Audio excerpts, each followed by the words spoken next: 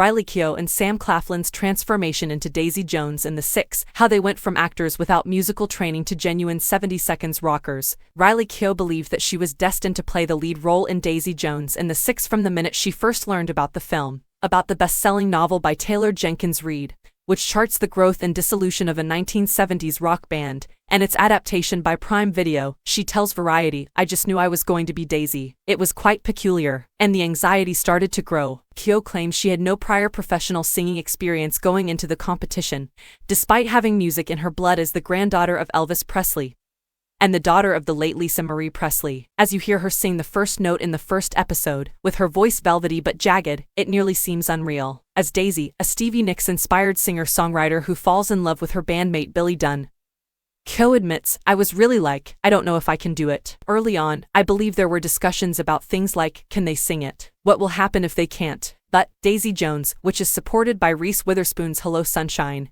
has enlisted a fantastic music team to bring the band to life. The 25 original songs featured in the 10-episode series, including the group's 11-track debut album, Aurora, which was published on Thursday, were co-written and executive produced by legendary producer and multi-instrumentalist Blake Mills. Former Nashville actor Frankie Pine worked as the music supervisor, and veteran of the music business Tony Berg contributed additional production and acted as the primary music consultant. Berg acknowledges that he had his worries about whether two non-musicians could do the intricate guitar chords and complex vocal riffs required by the original music for the performance. "Our original worry when Sam and Riley were cast was that it would be a lot of burden on two people who had never performed professionally to be in charge of singing 25 songs. That's a bit intimidating, don't you think?" says Berg. "The first sounds they ever made for Blake and I, we exchanged looks that seemed to say, oh, as it was clearly not something they had done." Claflin claims that there were early discussions about using vocal substitutes for the tracks. "I recall our talk at that time. They suggested things like, we'll recruit someone else and maybe have a stunt vocalist." Claflin recalls,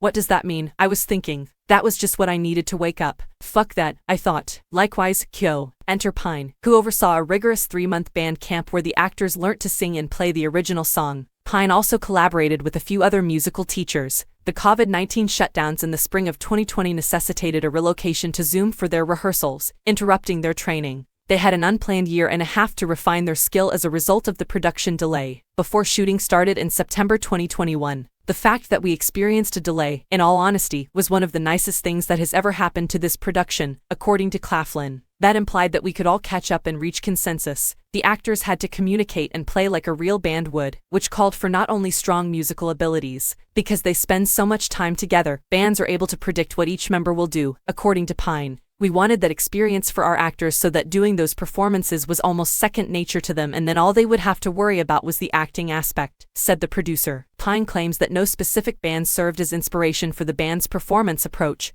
but to get the cast in the mood, she played recordings of legendary 70 Seconds performers like Fleetwood Mac and Grace Jones. For his on-stage swagger, Claflin drew inspiration from Lindsey Buckingham and Bruce Springsteen, whilst Keough drew inspiration from a much more ethereal source. "I viewed a ton of footage of live performances in an effort to fully comprehend the dance and the setting in which it would have occurred," the author claims. "But I also felt that Daisy was a unique individual and that I didn't want to model her after any particular person. She truly reminded me of a lot of different women and guys, in my opinion." Since almost every song is a duet, Keough and Claflin spent a significant amount of band camp working one-on-one to develop their vocal chemistry. Surprisingly, the audition procedure didn't involve the two singing together. "We once met, and Keough remembers that after entering the room, we were required to sing the challenging hymn Aurora together. They insisted that we begin working on our vocal chemistry right away, on day one. So they basically kind of introduced us and then told us to sing at each other when we were positioned face to face. Be romantic." And Claflin, "At that time, the tension was also slightly reduced. Well, it's not just on my shoulders, I thought. It was crucial for Berg that Daisy and Billy didn't sound overly derivative. The singers were allowed to sing as they would if they were the lead singers of the largest rock band in the world,"